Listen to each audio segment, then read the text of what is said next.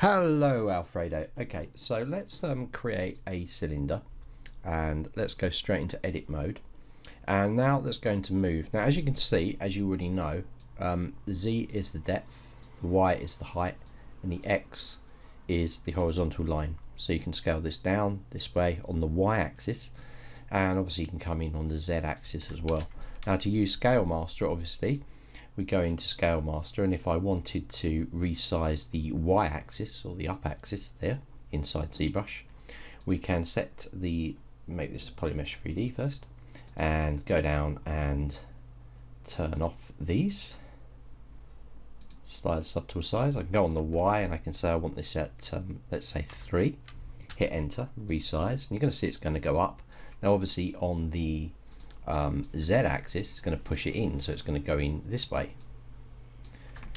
So if I come in here, reset these sliders, go on the Z, go 1, half the size, resize, you're going to get that. So that's how it works, so it's pretty obvious.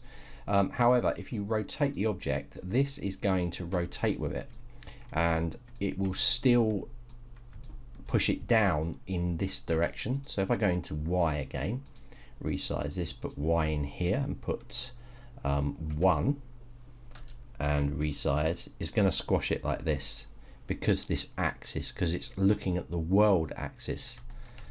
So you need to be aware of that. It's going to squash your model down. So you can either rotate this back so it's straight, then make you move, or just go back on yourself. Now if you do turn it and you want to get that world axis to be in the correct position, you can just hit unlock this and you can just hit this and it will straighten it up. But now you won't have that angle, so you have to eyeball it to get it back. Right? So that's how it works. So you've got to be a little bit careful when you're using Scalemaster, because Scalemaster looks at the world position, or this position, as we've got it in here. If I turn the floor on, that's the position. It doesn't look at the local rotation, which is what you're talking about here. It purely looks at the world coordinates inside here. Okay, so make sure you bear that in mind when you're doing it. Now I know you were saying that you were mentioning about actually want to work with the Z axis, it's easier for you, so you'd basically want the model to be like that.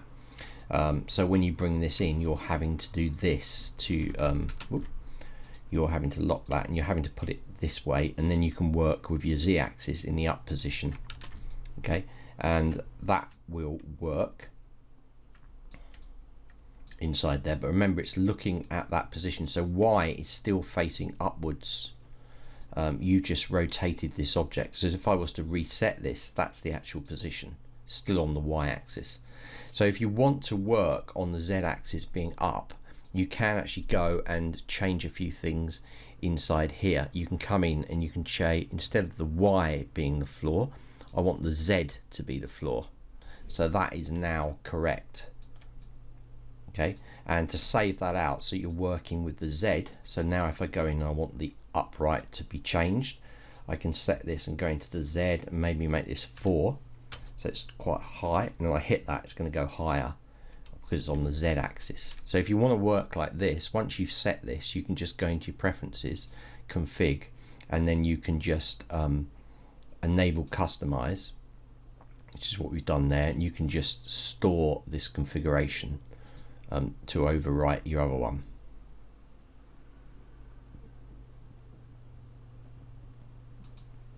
Like that. Okay, now if I close ZBrush down and open it back up, and I go and create a cylinder,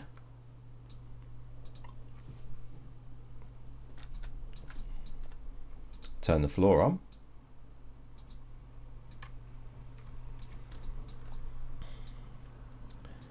then I need yeah, that's turned back on, so I need to turn that. It should have saved it, I don't know why it didn't. That is now correct. Let me just go in here.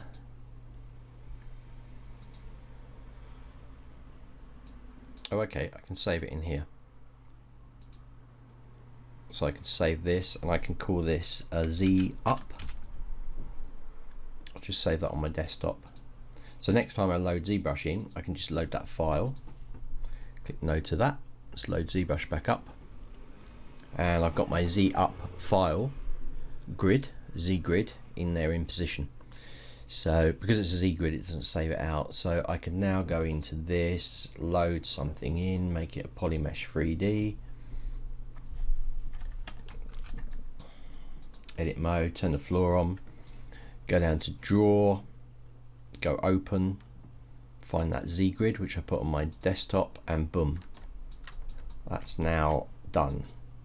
So if I go into my rotation tools, you can now see Z's up, so you can work with it a bit easier. Alright, so hopefully that's helped you, Alfredo.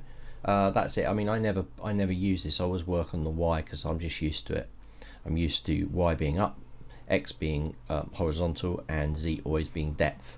And I don't know why they've done this in other programs or even printers, because it makes no sense to me, because you have words like Z depth and things like that, and it's always the depth, it's never the height. So I don't know why they did that with printers and stuff. Maybe there's a reason, I don't know, but it does differ from program to program.